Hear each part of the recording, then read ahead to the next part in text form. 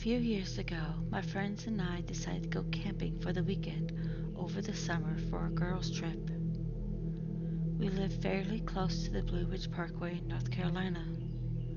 Olive, Cage, and I met up at Emily's house, and we were going to leave from there.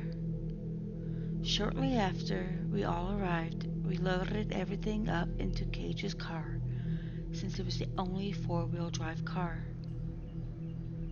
We usually go a few times a year over the last few years, so we knew what to expect, though I wouldn't say we were exactly experts. It was something we all looked forward to doing every time, since we enjoyed the outdoors and to escape from the pressures of life, even for a small period of time. This time we wanted to try a new spot that we hadn't tried yet, which was an extra hour away. We didn't mind that it was a little further since we had heard that this place had a lake.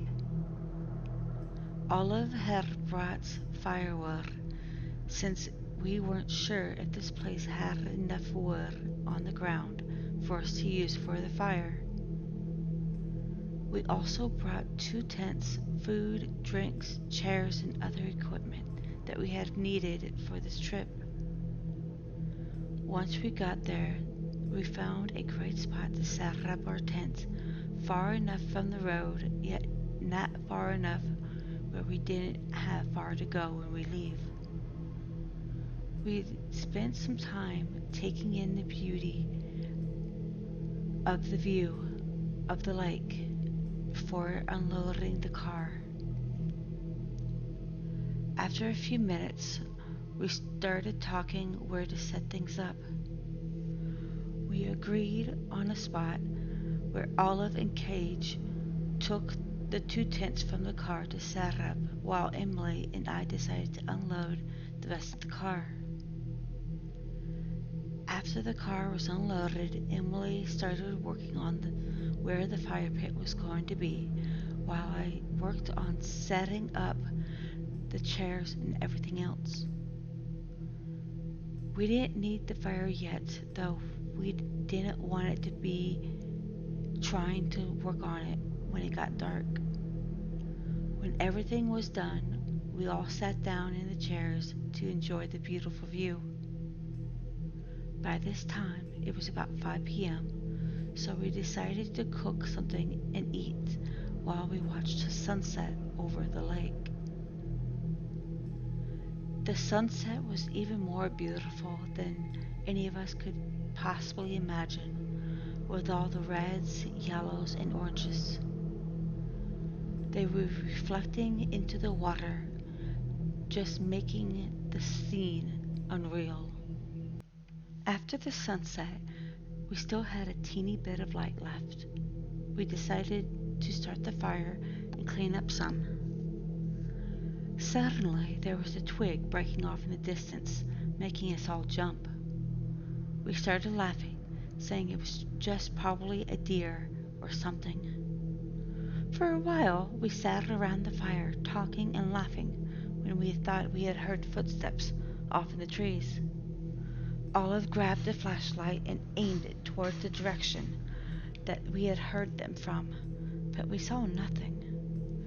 Everything was dead silent as we listened closely to see if we could hear them, but all we could hear were a few crickets, the water from the lake, and the crackling of the fire.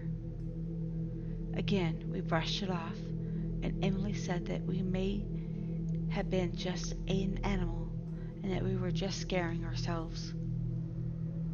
By this time, it was near 11 p.m., and we decided that we would put the fire out and head to bed.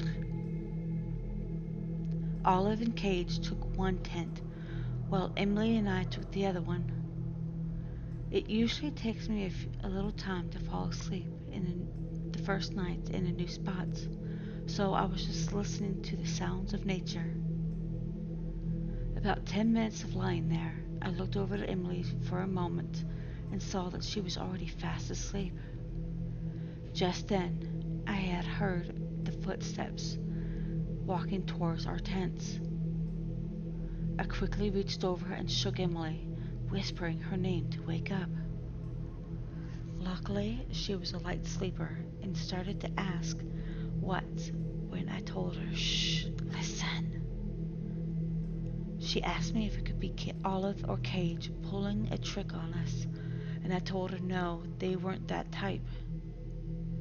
I pulled my phone out and started messaging them in a group chat, hoping one of them was still awake or even a light sleeper. Emily and I were sitting there in fear, waiting for one of them to answer the group chat. Finally, Olive messaged us back, saying that they were both still in their tents and could hear the footsteps as well. We were trying to figure out what to do when Emily and I heard something against the tent. As we looked towards where the sound was coming from, it looked like someone was running their fingertips along the outside of the tent. We screamed as we watched who or whatever it was walk closer to our tent door. Just then, we heard Cage scream that she had a gun and she wasn't afraid to use it. Who or whatever it was outside our tent froze for a few moments before we heard them running off towards the woods. We knew Cage didn't have a gun, but we were relieved that whoever it was believed her. All of us got out of our tents and quickly packed up everything into the car. By this time, we were all wide awake and didn't want to be in that area at all. We decided that we would take turns driving in shifts, where two of us would sleep while the other two would stay awake driving. To this day, we still go camping, but we never went back to that one spot, and we never found out who that was.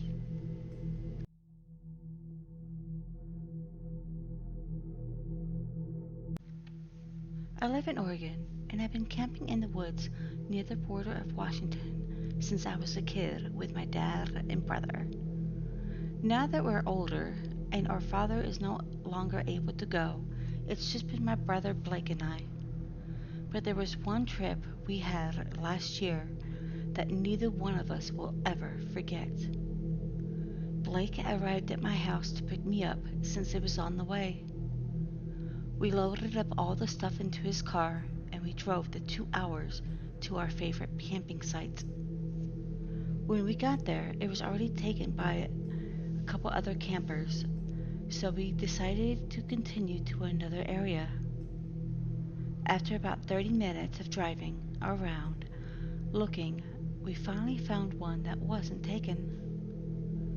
By the time we pulled in, it was about 3 p.m., so I went ahead and started working on setting up our tent while he was working on the fire pit.